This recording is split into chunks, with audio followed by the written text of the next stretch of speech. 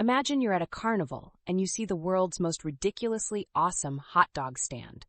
This hot dog costs $5 today, but you overhear a fortune teller who claims that in 1 month, this hot dog will be worth $50 because it will be blessed by the hot dog gods.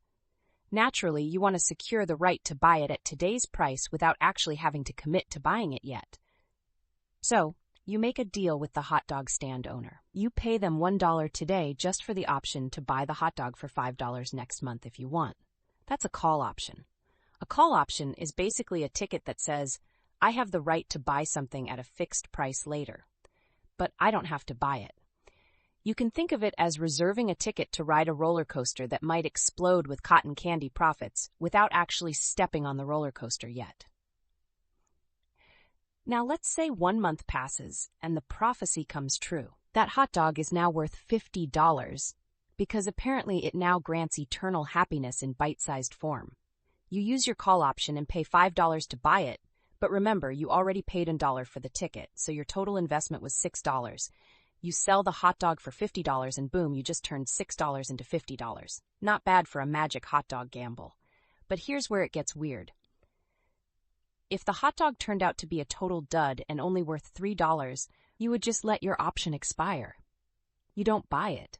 You only lose the $1 you paid for the ticket. So a call option lets you ride the rocket when it goes up without committing to buying the rocket if it crashes into a swamp of regret. Let's make it even sillier. Imagine the hot dog stand owner is actually a wizard, and the hot dogs are enchanted with the power to whisper your deepest secrets.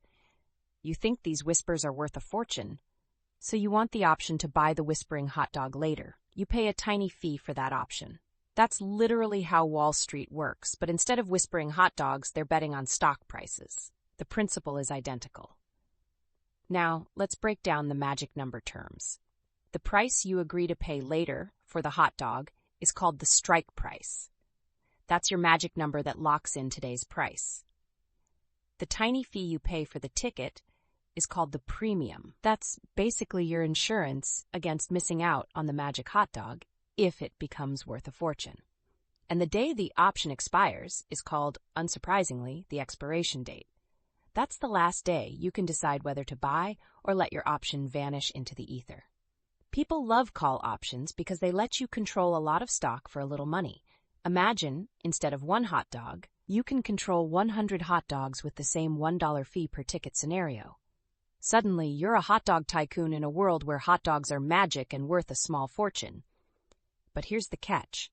If the hot dogs never gain magical value, all your tiny fees add up and you end up poorer but slightly smellier from your failed hot dog empire.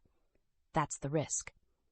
Call options are like betting on a cat to land on its feet while wearing a tiny parachute. Sometimes the cat lands, you celebrate and you feel like a genius. Sometimes the cat doesn't land and you only lose the tiny parachute. But no matter what, you never get stuck with the whole cat if it smashes into a wall. That's why traders love them. So here's the secret takeaway. A call option gives you power without commitment. You can ride the crazy price rocket, grab the profits if it goes up, and just walk away if it crashes. You're basically paying a small fee to keep the possibility of a giant win alive. And if nothing else, it's the only legal way to treat hot dogs like tiny investment rockets without angering the culinary gods. Remember that $1 ticket. That's all it takes to gamble like a wizard on the next magic hot dog. Call options are just fancy tickets to future riches that you may or may not collect. If you never forget the hot dog analogy, you'll never forget how they work.